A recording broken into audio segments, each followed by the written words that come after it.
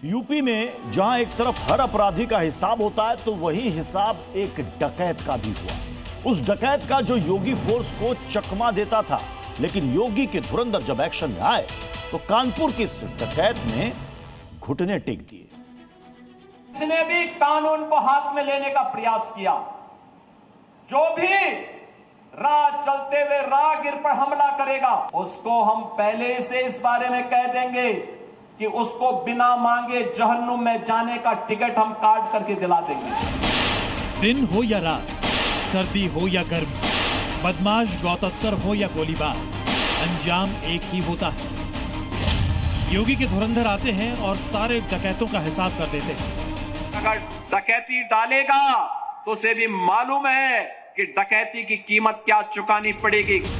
2026 में तो धुरंधरों का ये एक्शन इतना बढ़ गया है कि हर दिन एक दो नहीं कई एनकाउंटर हो रहे हैं। और इसमें इस बार नप गया है ये डकैत जिसका नाम है कल्लू उर्फ फिरोज। और इस पर एक दो नहीं कई जगहों से नाम घोषित किए गए थे। कानपुर से इस पर 25,000 का इनाम था तो जौनपुर से 75,000 का इनामी था। यह बदमाश योगी फोर्स को बार बार चकमा देता था, डकैती और हत्या करता था, फिर यूपी से बाहर अलग अलग इलाकों में पहचान बदल कर रहता था और ये पिछले 10 सालों से फरार चल रहा था।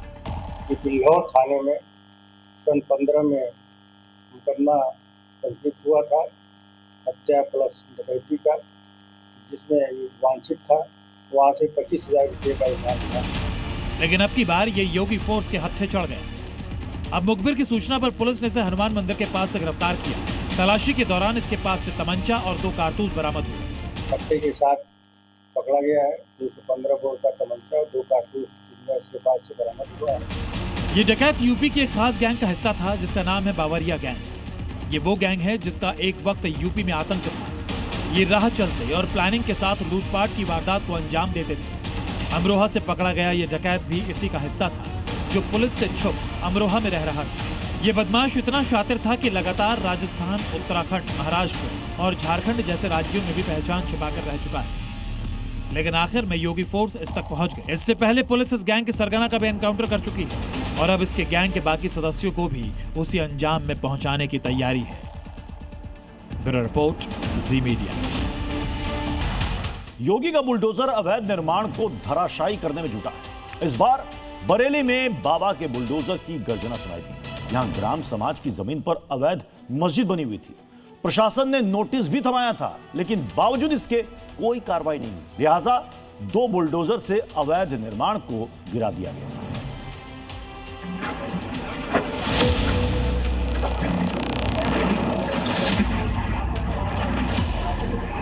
उत्तर प्रदेश में जो अवैध है वो टूटेगा। ये मुख्यमंत्री योगी का प्रण है, ये योगी का वचन है और यही शासन है। और अगर किसी ने अराजकता करने का दुस्साहस किया तो उसकी छाती पर बुलडोजर चलाना भी जानती है। अवैध निर्माण चाहे ग्राम समाज की जमीन पर बना हो या फिर वन भूमि पर, अवैध है तो बुलडोजर चलकर ही रहेगा।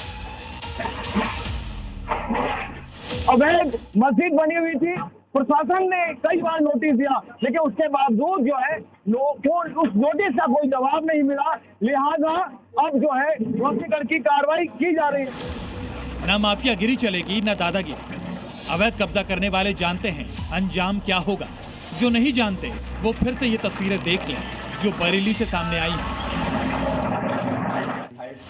मस्जिद से बैर नहीं, अवैध तेरी खैर नहीं। इसी नीति के तहत बरेली में ग्राम समाज पर बनी अवैध मस्जिद को तोड़ा गया। इस काम को अंजाम देने के लिए 2 बुलडोजर को लगाया गया। भारी पुलिस बल की मौजूदगी में सरकारी जमीन को अतिक्रमण से मुक्त करवाया गया। प्रशासन ने बाकायदा नोटिस भी दिया था ताकि मस्जिद कमेटी वाले खुद अवैध निर्माण को तोड़ दें। लेकिन जब ऐसा नहीं हुआ तो बाबा के बुलडोजर को बुलाया गया।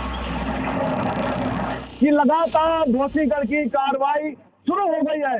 आसपास के क्षेत्रों को खाली करा लिया गया है कि अगर यहाँ की अगर मस्जिद की कोई दीवार गिरती है तो उसमें किसी तरह की कोई जनहानि ना हो।